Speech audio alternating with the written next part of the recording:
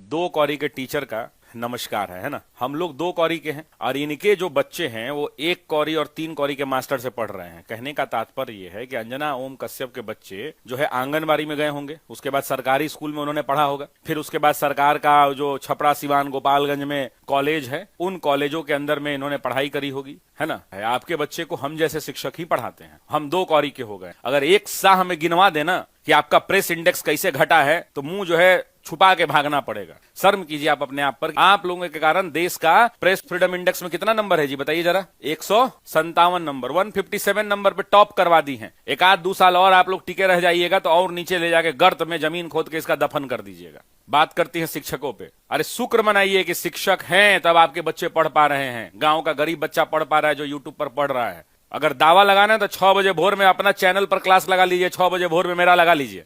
आपसे ज्यादा लोग प्यार करने वाले हैं। कुछ भी मुंह उठा के चल दिए, बोल दिए। आप लोगों के साथियों को 2000 का चिप लगता है, जमीन के अंदर में खोद के भी पैसा रख दीजिएगा तो धर लेंगे। आपने इस्लामाबाद पर कब्जा करा दिया था सिंदूर के टाइम पीरियड में। बोलना है तो मुंह में दही जम गया है। नीट का पेपर लीक हुआ तो काहे नहीं रोज सुबह शाम शिक्षा मंत्री का इस्तीफा मांग रही हैं। पीठ पत्रकारिता आप लोग कर रहे हैं। अगर हम जैसे लोग दो कौरी के आपको दिखते हैं तो आप शायद कौरी में भी नहीं, आप निगेटिव कौरी में चले जाइएगा। अपना आकलन करवाइएगा। तो भाई अगर आप इस बात को समझिए कि देश की पत्रकारिता कहां जा रही है। सुबह से शाम चालीसा गा रही है। उसको आंख में आंख डाल के सवाल पूछना चाहिए था। अंजना ओम कश्यप कई दिन बिहार के अंदर में बच्चियों के साथ बलात्कार हो रहे हैं, पूरे देश में बलात्कार हो रहे हैं, कई दिन बलात्कार पर डिबेट करती है। कई दिन जो है सरकारी स्कूल के इस हालात पर कई दिन माइक उठा के गई है कि सरकारी स्कूल में देख लें कि सरकार की नीतियों की आलोचना करें। पत्रकारिता का काम, शिक्षक का काम सरकार की हेल्दी आलोचना करना है ताकि सरकार तक बात पहुंचे और सरकार उस समस्या का समाधान करे। एक कह रहे हैं सर आप जैसे लोग हैं कि गरीब के बच्चे कम फीस में पढ़ रहे हैं। डेफिनेटली घनश्याम जी अपने भी कोर्स चलाती है, हम तो सुने हैं। हमको पता नहीं सच्चाई नहीं पता, लेकिन सुने कि पत्रकारिता लोगों को सिखाते। सीखने मत जाइएगा तो आप लोग को भी तलवे चाटना और पत्रकारिता करना सिखा देंगी। इस्लामाबाद पे कब्जा कर रही थी। नीट के